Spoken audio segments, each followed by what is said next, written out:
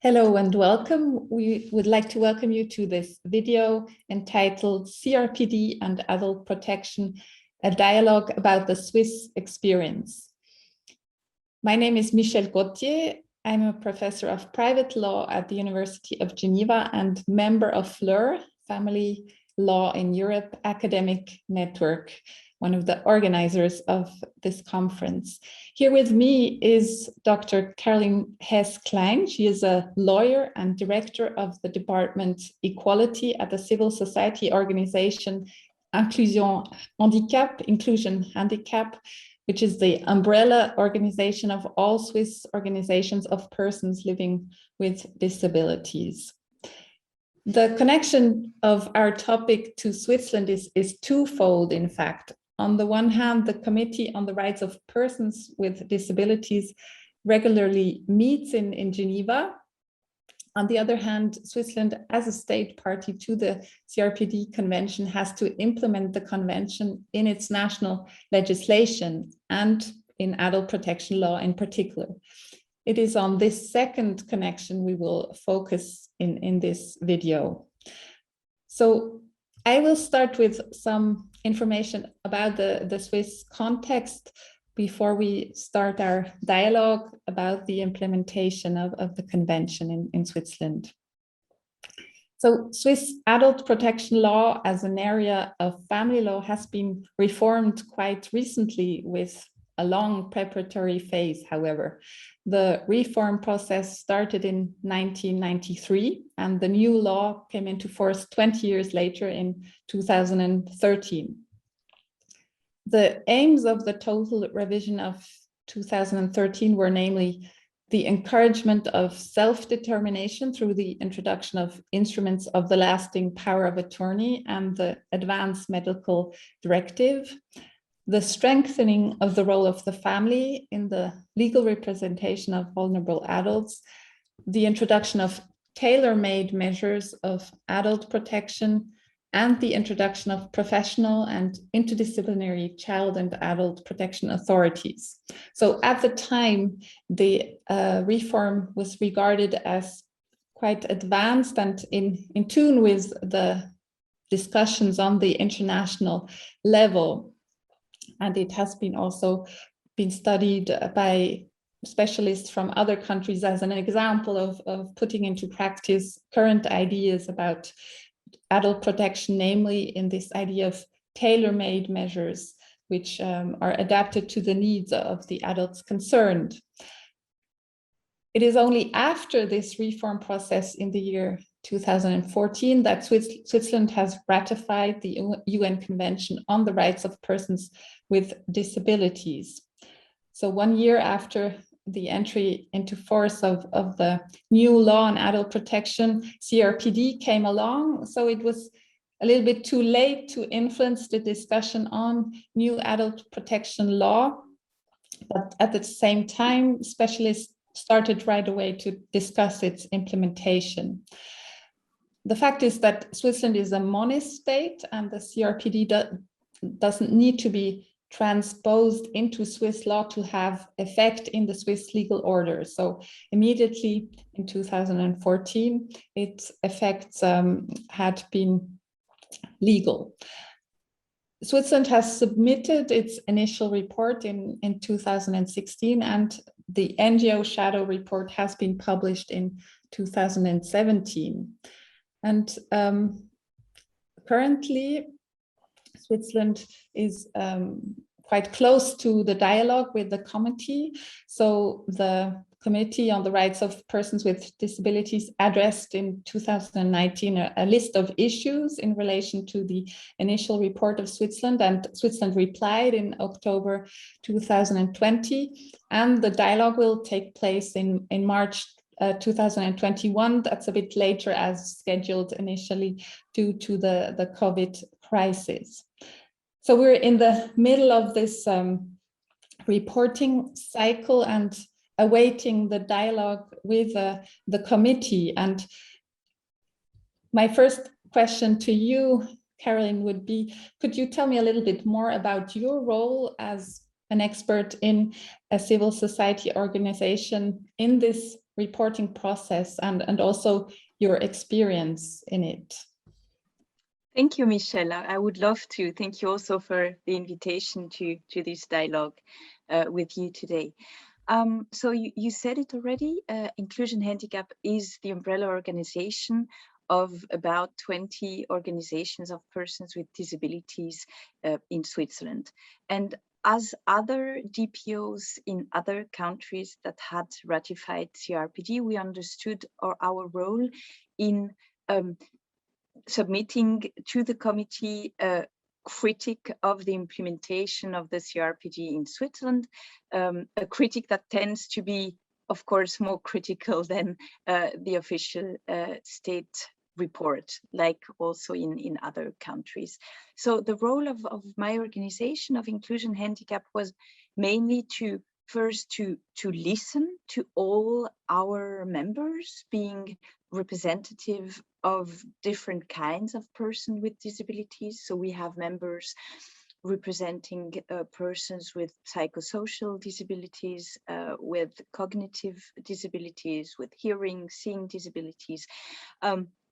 And we listen to them to try to understand where the problems lie from the perspective of persons with disabilities, and not only related to Article 12 of the CRPD, but of course related to all the conventions articles. So that was the first step, and my role was mainly, again, to listen and to coordinate, because of course, and that's understandable, if you ask a person with disabilities what the problems are, you get a whole bunch on the table. and the feeling that everything is very important and needs to be corrected right now is very strong. So that would be another role that I had, beside coordinating the whole thing, is to reflect on these feedbacks, and to reflect in the light of the work of the CRPD until now, meaning to reflect what is something that we can bring up to the committee and what is something that doesn't make any sense, because the committee just don't look at those kinds of problems, and it's more, it's better if we bring that problem to a national court or to national parliament rather than going to the CRPD. So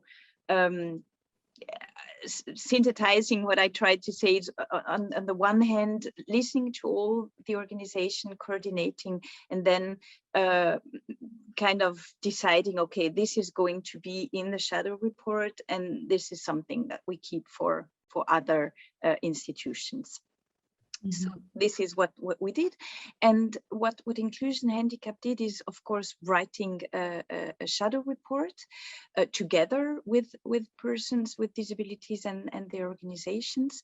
And then, and this is something the CRPD committee does, was a first hearing. So attending to a first hearing of the CRPD committee. The CRPD committee always listens first to the DPOs, the disabled persons organizations, before writing the list of issues. So we as Swiss DPOs had the opportunity to tell the committee what we thought should be in the list of issues. So this is where we stay now. And now we are, of course, getting ready for next year. You mentioned it, where we expect the committee to have the interactive dialogue with the Swiss state and the Swiss DPOs regarding to the implementation of the CRPD in Switzerland.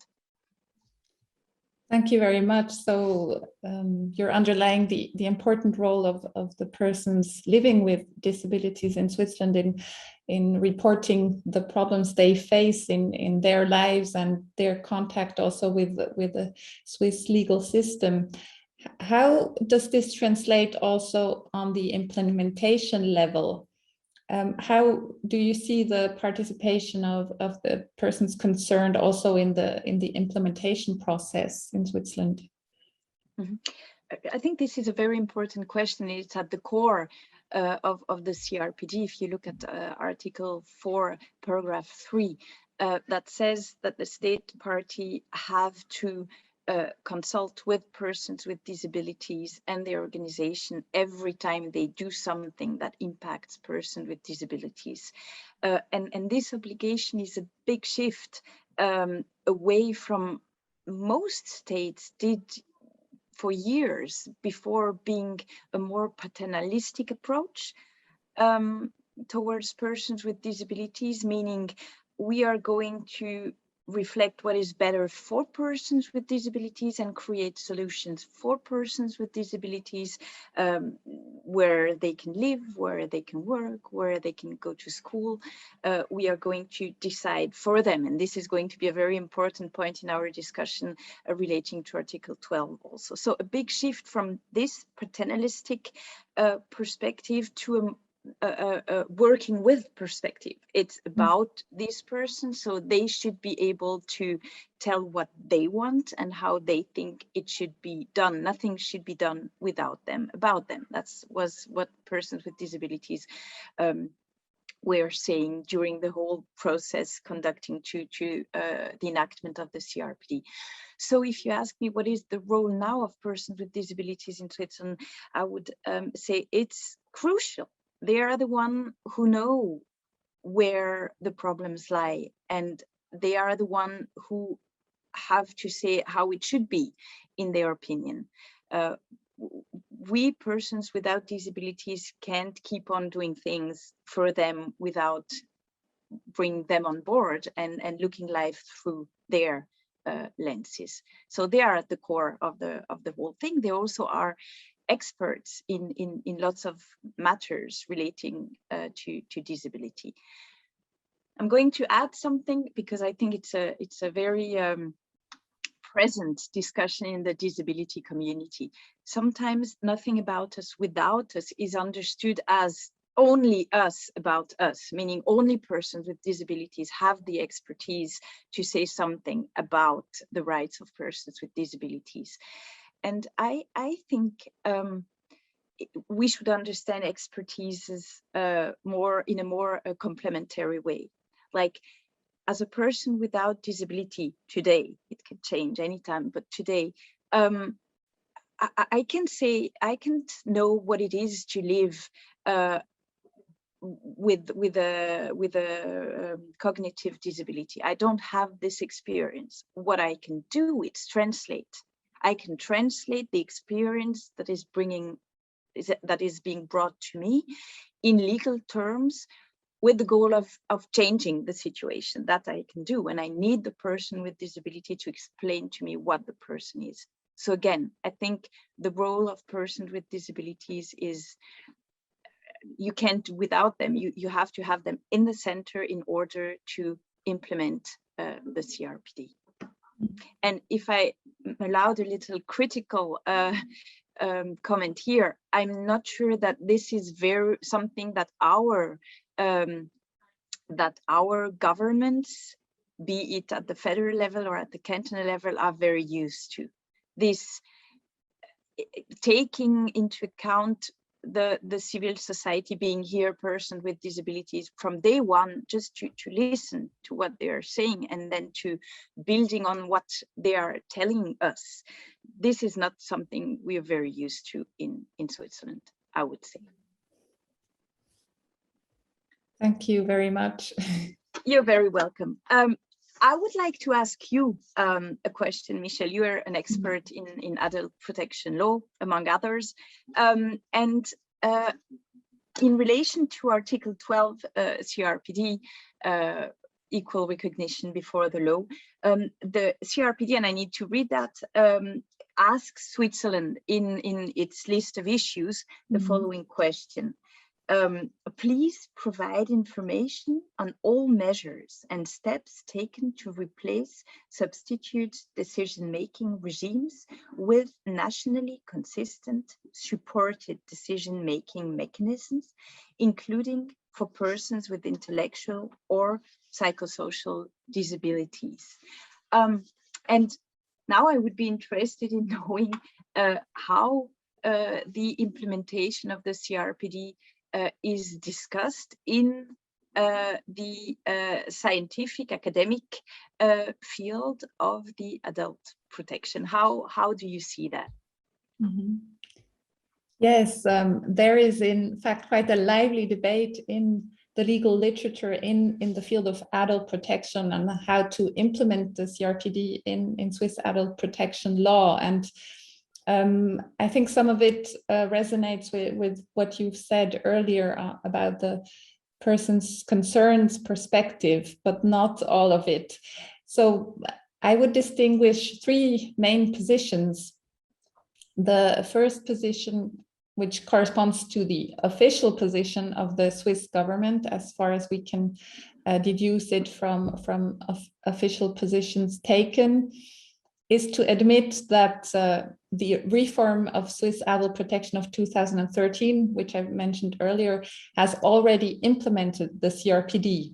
So this idea that it was in tune with current discussions in the international literature was interpreted in the way to say that, well, it's already more respectful of the person's need and is less stigmatizing or not stigmatizing anymore persons with especially cognitive disabilities. And this position means that nothing has to be done. Finally, maybe there needs to be more consciousness about the idea of the CRPD, the different ideas of the CRPD among adult protection practitioners. So CRPD, the spirit of CRPD is implemented in the continuing education of practitioners, but the experts who support this official position, they say that finally they do not think that the committee's perspective on the convention is the one that the states parties had in mind when they adopted the convention. So this position is also based in the legal literature on a criticism of the committee's position, saying that it seems doubtful that the states parties really wanted to completely eliminate the representation model. So the idea that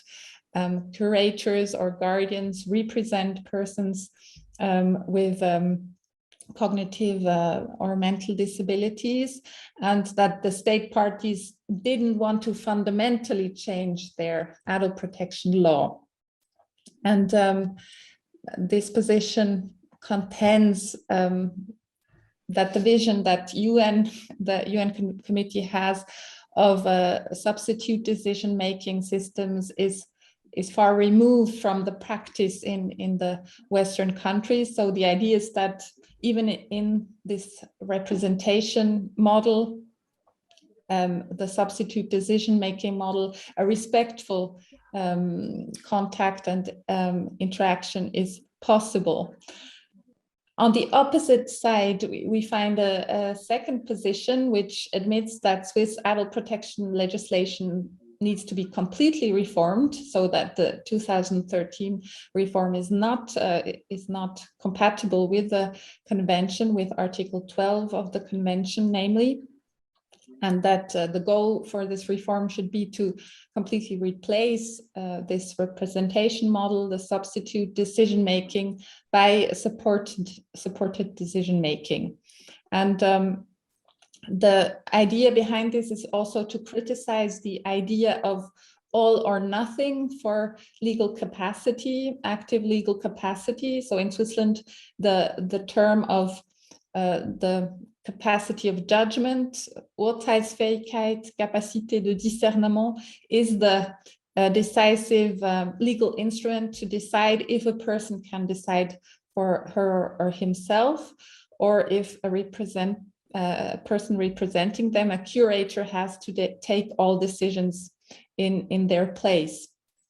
And so this all or nothing idea is at the core of the criticism in this position, saying that we need more of a continuum and support for persons with cognitive disabilities to be able themselves to take decisions. And so it goes to the very core of our doctrine of of legal capacity, active legal capacity.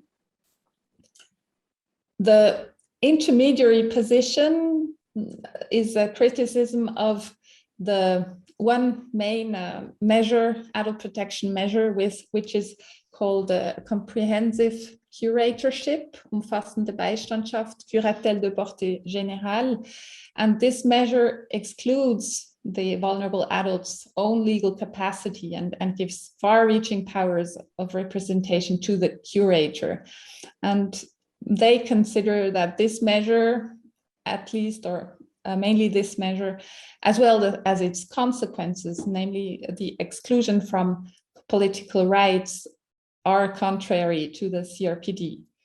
And these same authors, they also see solutions to be more in line with CRPD in more research, empirical research, and in continuing education of curators in methods of supported decision-making, even for other forms of representation in the framework of measures which do not take away the whole active legal capacity for persons, but part of it. So these are the three positions. I myself tend towards the second, more radical one, thinking that we have to go to the foundations of our legal concept of active legal capacity and this idea of capacity of judgment, of Urteilsfähigkeit, and that we need to move further on this issue as legal experts, as legal science, and that we also need to lead the debate in the field of the practice of adult protection. Mm-hmm. So you mentioned in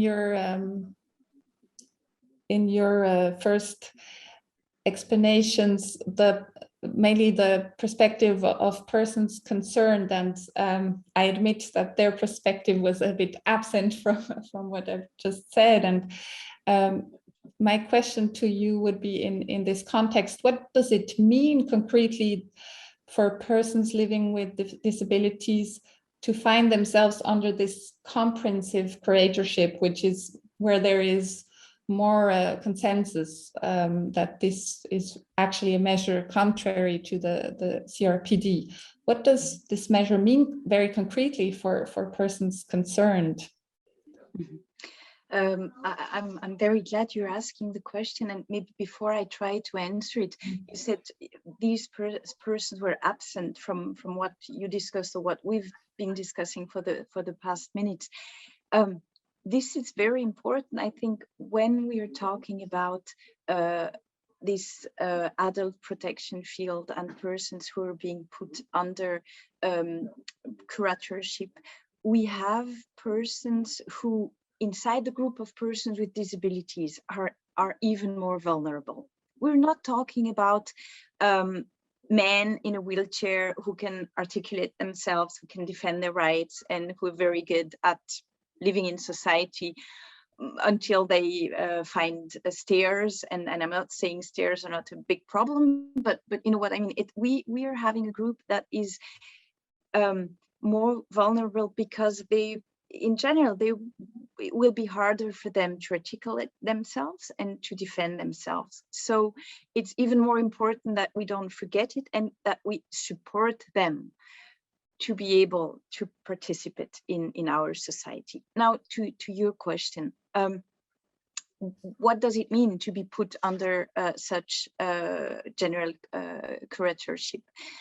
It means in Switzerland that someone is going to decide for you, and that you're not going to be able to decide. If you're lucky, you will have a good relationship with your curator who will listen to you, who will decide according to what you're saying, but that's not guaranteed at all. It's your curator who will decide, and the system is so that the curator will not decide like you wish to do or like how your preferences are, but in your best interests. That's how the system is. And here we still have this very paternalistic approach that we need to protect the person, and we being the state and the curator, we know what is best for the person. And so this is the ability to do something a little bit crazy, to spend too much money, to go out even if I'm tired, to get into relationships that I should better not get into. That is taking away from you when you are under such a umfassende curator, general curatorship. So it's about decisions like, who am I going to live? Am I going to live in my apartment with friends or with persons who I consider being my friends, or I am going to be placed in an institutional setting? Who am I going to work with? Where am I going to work? All basic decisions of everyday living, they're going to be taken away from me. So this is what persons under this measure are being confronted with, and this basically, and you said it as you were describing the second position in Switzerland of the specialists in the adult protection field. This is hard to combine with what Article 12 CRPD is requiring from the state parties. Mm-hmm. Maybe something I would like to add, I'm not specialized in adult protection law, but the way I see it is that it is very much deficit oriented and paternalistic. So we look at the person, and what we see is that the person doesn't fit to the environment. And the response to that is to say, okay, so someone is going to decide for this person, it's in her best interest. That's the way I see our systems. Of course, with little nuance, but this is basically how it works. And what CRPD is telling us, and here I fundamentally disagree with the first position you described. What CRPD is basically telling us is, you need to see that differently. You need to see the person, see the environment, see the mismatch that can be. And it's the same when you have a person in a wheelchair and you have chair. Obviously there is, and you have steps. Obviously there is a mismatch. And the same is for the adult protection field. You have a person, you have expectation of the environments, and it doesn't really want to fit. But before saying, okay, so we are going to decide for this person, you should see what you can do to empower the person to make the decisions herself. And it's going to be different from person to person. And something I mentioned to you before as we were preparing our conversation, but I think it's very interesting to realize, I'm a lawyer. If I get sick, like not only headache, but sick, I'm not going to decide alone what kind of treatment I'm going to undergo. I will go to specialists, to doctors, and I will ask them, and I will rely on their opinion, on their expertise in order to take my decision. Supported decision making. Same if I want to build a house. I'm not going to build my house myself. That would be a catastrophe. Supported decision making. What I want to say is that what we consider as being, this is it, this is our society, and the person doesn't fit, so we decide for her. This is something constructed. And I think we should, you said before, you used the word continuum, and I think it's a very important word. We need to build on it. We need to realize that the whole thing is a continuum of capacities, and they vary from individuum, from environment, and our system needs to integrate this perspective. Right now, as better as it is compared to before, it's not aligned with 12 CRPD. This would be my opinion and also my answer to your question. Thank you. You're very welcome. My question would now be, you already said that you tend to align to the more critical analysis of our legislation regarding to Article 12 CRPD. How do you see the future? What do you think should be done in the next weeks, years, knowing also that we are being examined by the CRPD next year, but generally, what do you expect also from the scientific community in that field? Yes, that's a very good question. And I think that actually the process already started. So debates have just started, but it's true that it's a recent movement among legal experts, among the scientific community, to question very old concepts of Swiss civil law. So if we think of this concept of legal capacity, active legal capacity, of the capacity of judgment, so this idea of capacité de discernement, it dates back to our first civil code of 1912, which entered into force 1912. So it's more than a century old. And to touch at this very core concept of our civil law system is, of course, upsetting legal experts, but it's necessary to look at this the paternalistic foundations of this idea. I mentioned earlier this all or nothing approach to capacity of judgment, which has to be questioned. We have to think more in a continuum. And I think what I've learned in the exchange with you and also in the framework of interdisciplinary research is that it's possible to develop also law in dialogue with the persons living with disabilities.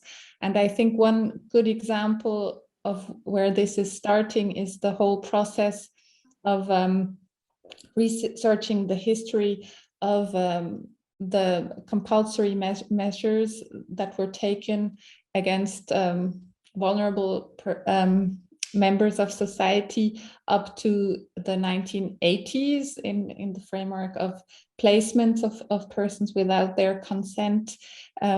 This touches psychiatry, but also persons that were placed following birth outside marriage for young women, and other members of society which were looked at not conforming to societal standards. So this is a process going on with an expert commission of researchers on the history of these measures, but there is also a national research program ongoing now on current adult and child protection practices, and there part of the researchers are in dialogue with the persons concerned and develop also research methods and ways of leading research projects with the participation of the persons concerned, which allow for a participatory and respectful way of